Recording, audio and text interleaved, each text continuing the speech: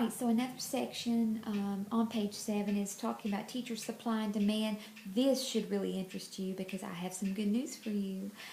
First thing I want you to know about is many factors influence the number of teachers a school district needs and can afford each year. Number one, probably the school budget. If the county commission doesn't pass the school budget, then there's not the new teachers hired that the superintendent wanted, and that has happened in the past and will continue to happen in the future. Number two, the number of students in school. If the student number's not there, there's not a position for you. A lot of times at kindergarten roundup, there'll be a projected number of people who come to that, and then you can always count on 15 to 20 more kids who did not come to the roundup because they didn't know, or maybe the parents just didn't have a way, whatever. So that dictates right off the bat, okay, do we need another person in place, or is someone going to have to go? So the number of students in the school also dictates how many teachers.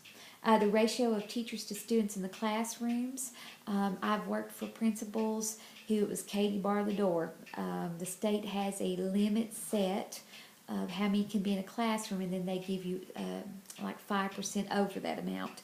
And I've worked for principals that have done the full amount plus the extra 5%. Then I've worked for principals who have kept especially K3 numbers very low. But 4th on up, Katie bar the door. As many as they can get in there, they'll put in there.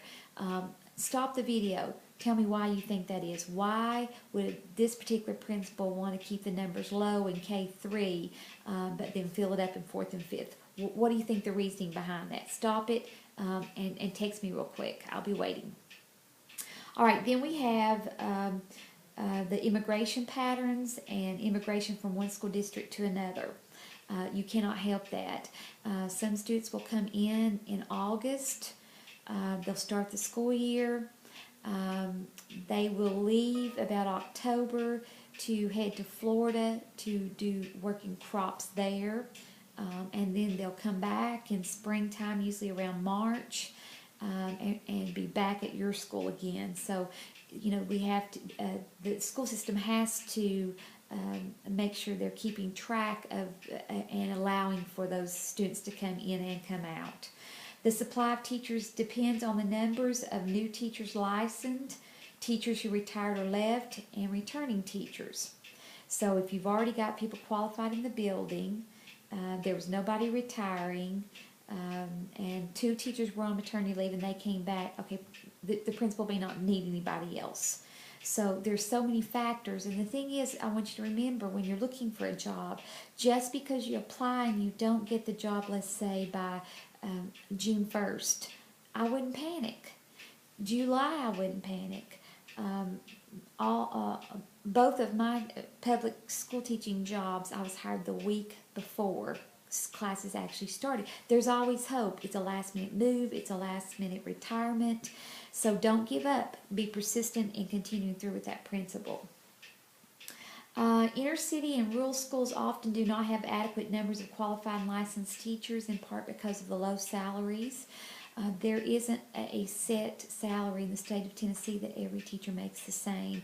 It depends on the demographics, and a lot of the smaller schools in the rural areas, the pay will be less. Even in Hamlin County, take Hamlin County, Jefferson County, Granger County, all of the beginning teacher salaries are about the same. There'll be a couple $1,000s one way or the other, but it's not going to move much.